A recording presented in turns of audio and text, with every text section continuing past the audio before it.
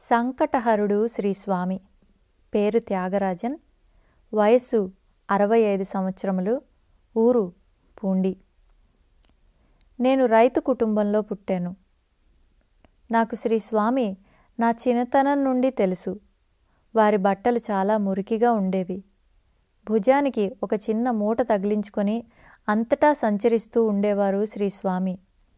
నేను నా సోదరి పని మీద వెళుతున్నప్పుడు వారి దారిలో ఎక్కడైనా కనిపిస్తే వారిని చేయి పట్టుకొని మా ఇంటికి రమ్మని ఆహ్వానించేవాళ్ళం. ఒక్కసారి వచ్చేవారు. మా ఇంటికి వచ్చిన సమయంలో ఇంట్లో ఏముంటే అది పెట్టేవాళ్ళం. ఏది తినిపించినా చక్కగా తినేవారు శ్రీస్వామి. తర్వాత కాసేపు మా ఇంటి అరుగు మీద పడుకొని వెళ్ళేవారాయన. ఒకసారి శ్రీస్వామి పూండిలో ఒక ఇంటి అరుగుపై కూర్చున్నారు. అక్కడి నుంచి వారు మరికెక్కడికి కదలనే లేదు. సుబ్రహ్మణ్య స్వామి శ్రీస్వామికి అభిషేకం, పూజ జరపడం ప్రారంభించిన తర్వాత భక్తులు ఎక్కువగా వారి దర్శనార్థం రాసాగారు. మన కోరికలు, సమస్యలు ప్రత్యక్షంగా శ్రీస్వామి వద్దకు వెళ్ళి చెప్పనవసరం లేదు. మనసులో కోరుకున్నా చాలు, మనకు సమాధానం, ఊరట లభిస్తుంది. అది నా స్వానుభవం. తిరువన్నామలై వాస్తవ్యులైన మురుగయ్య గారు బాగా చదువుకున్న వ్యక్తి, పార్లమెంటు సభ్యులు, నా స్నేహితులు. ఒకసారి ఆయన ఖండసారి షుగర్ ఫ్యాక్టరీలో నన్ను వాటాదారునిగా చేరమని చెప్పి అడ్వాన్స్గా 25,000 రూపాయలు ఇవ్వవలసి ఉంటుందని చెప్పారు. నేను డబ్బంతా సమకూర్చుకొని ఆ విషయమే శ్రీస్వామి అనుమతి కోసం పూండికి వెళ్ళాను. ఆ వేకువ సమయంలో శ్రీస్వామి పడుకొని ఉన్నారు. నేను సుబ్రహ్మణ్యం గారిని మామా అని పిలిచేవాడిని. నేను శ్రీస్వామిని నిద్రలేపమని మామకు చెప్పాను. ఆయన శ్రీస్వామిని లేపి కూర్చుండబెట్టి వారికి ఊది కుంకుమ పెట్టి త్యాగరాజన్ వచ్చాడని చెప్పారు. శ్రీస్వామి మంచిది తెలుసు అన్నారు. నేను శ్రీస్వామికి నమస్కరించుకొని షుగర్ ఫ్యాక్టరీలో వాటా తీసుకోవచ్చో లేదో చెప్పమని ప్రార్థించాను. మనకొద్దయ్యా అన్నారు శ్రీస్వామి. నేను వెంటనే ఆ ఉద్దేశం మానుకున్నాను. తర్వాత మురుగయ్య గారు కొందరు వాటాదారులను కలుపుకొని ఫ్యాక్టరీ ప్రారంభించారు. 1 సంవత్సరం లోపల పెట్టుబడిదారులు నష్టపోయారు. శ్రీస్వామి నాకు నష్టం కలగకుండా కాపాడారు. దామోదర్ సావల్రాం రాసనే దాము అన్నాకు శ్రీ సాయిబాబా యందు అచంచల భక్తి, విశ్వాసాలున్నాయి. ఆయన తన వ్యాపార విషయాల్లో బాబాను సంప్రదించేవాడు.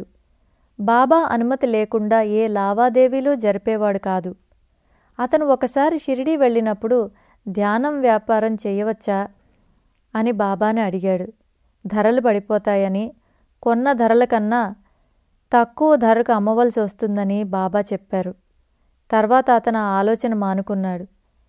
ఈ విషయాన్ని అతని స్నేహితుడైన ఒక వ్యాపారికి చెప్పాడు.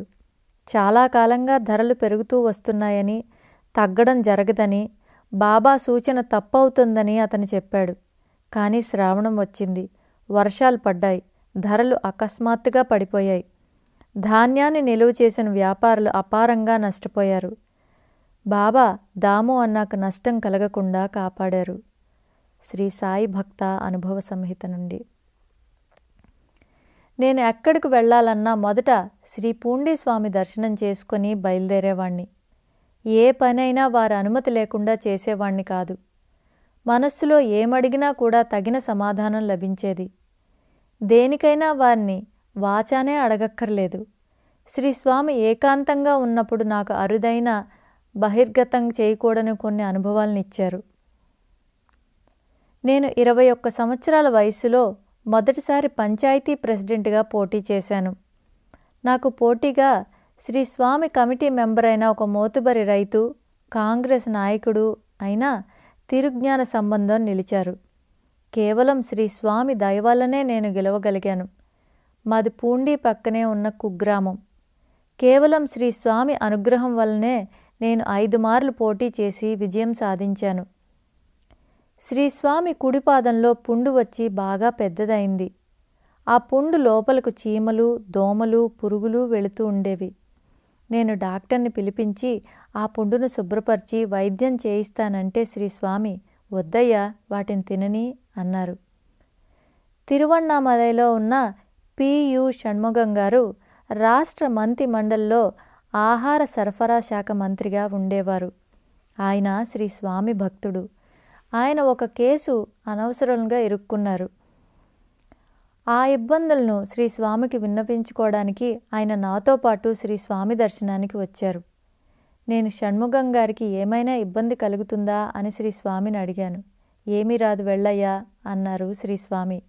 తర్వాత కొన్నాళ్లకు అసలు నేరస్తులకు శిక్ష పడింది. ఏ తప్పు చేయని షణ్ముగం గారు ఏ ఆపద లేక శ్రీ స్వామి కృపతో సంతోషంగా ఉన్నారు. శ్రీ స్వామి పేరుతో కమిటీ స్థాపించి స్వలాభాన్ని పొందిన వాళ్ళ కుటుంబాలు ఈనాడు చాలా బాధలలో ఉన్నాయి. కృపాదృష్టి. పేరు అనువెల్లల.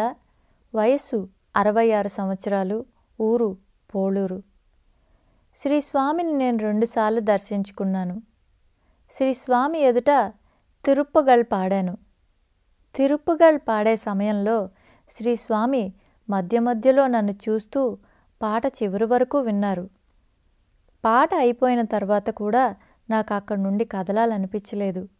శ్రీ స్వామిని చూస్తూ అలాగే అక్కడే నిల్చున్నాను.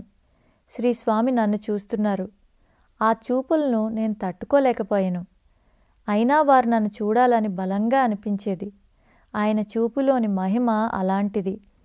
ఆ అనుభూతి వర్ణింప సఖ్యం కానిది. ఒక ముస్లిం భక్తుడు శ్రీ పూండి స్వామి మీద అత్యంత భక్తి ప్రేమలు కలిగి ఉండేవాడు. అతని భుజాన గుడ్డల మూటత ఊరూరు తిరిగి బట్టలు అమ్ముకునేవాడు. అతను మాసానికి ఒక్కసారైనా శ్రీ స్వామిని దర్శించుకునేవాడు. 1-2 రోజులు శ్రీ స్వామి సన్నిధిలో ఉండి వెళుతూ ఉండేవాడు. ఎప్పటిలాగానే ఒకసారి అతను శ్రీ స్వామి సన్నిధిలో 2 రోజులు గడిపాడు. తిరిగి బయలుదేరడానికి అనుమతి కోరాడు. శ్రీ స్వామి మరుసటి రోజు వెళ్ళమన్నారు. అతనికి బయలుదేరాలని మనసులో బలంగా ఉన్నా వారి మాటను జవదాటలేక బలవంతంగా అక్కడే ఆగిపోయాడు. మరునాడు ఆ ముస్లిం దినకరన్ అనే పత్రికలోని హెడ్లైన్స్ చూసి హతాశుడైనాడు. శ్రీ స్వామికి తన మీద గల ప్రేమకు కృతజ్ఞతతో నమస్కరించుకున్నాడు. అసలు విషయం ఏమిటంటే దినకరన్ పత్రికలో అరక్కోణం సమీపాన రైలు పట్టాలు తప్పి పలువురు బలి అన్న వార్త హెడ్లైన్స్లో వచ్చింది. ఆ రైలులోనే ఆ ముస్లిం భక్తుడు ప్రయాణించదలిచినది. శ్రీ స్వామి అంతటి ఘోర ప్రమాదం నుండి అతన్ని తప్పించారు. బాలకృష్ణ వామన్ వైద్య బృందం షిరిడి నుండి బయలుదేరడానికి బాబా అనుమతి కోరారు. అప్పుడు బాబా, మీరిప్పుడు బయలుదేరడం మంచిది అన్నారు. వారు వెంటనే టాంగా మాట్లాడుకొని బయలుదేరారు. వాళ్ళు టాంగా కోపర్గాం స్టేషన్ చేరేసరికి వారెక్కవలసిన రైలు ప్లాట్ఫామ్ విడిచి వెళుతూ ఉంది. అలా రైలు వెళ్ళిపోవడం వారికి మంచి శకునంగా అనిపించలేదు. వారు ఆ రాత్రి కొన్ని గంటలు స్టేషన్లోనే గడిపి మరుసటి ఉదయం మన్మాడ్ రైలు ఎక్కారు. అప్పుడు తెలిసిన విషయం ఏంటంటే ముందు సాయంత్రం బొంబాయి వెళ్లేందుకు వారెక్కవలసిన రైలు ప్రమాదానికి గురైందని, ఫలితంగా ఒక బోగి నుజ్జు అయిందని. బాబా నిరంతరం తమ బిడ్డలపై చూపే కరుణాదృష్టి వలన వారంతా ఆ ఆపద నుండి రక్షింపబడ్డారు. శ్రీ సాయి భక్త అనుభవ సంహిత నుండి.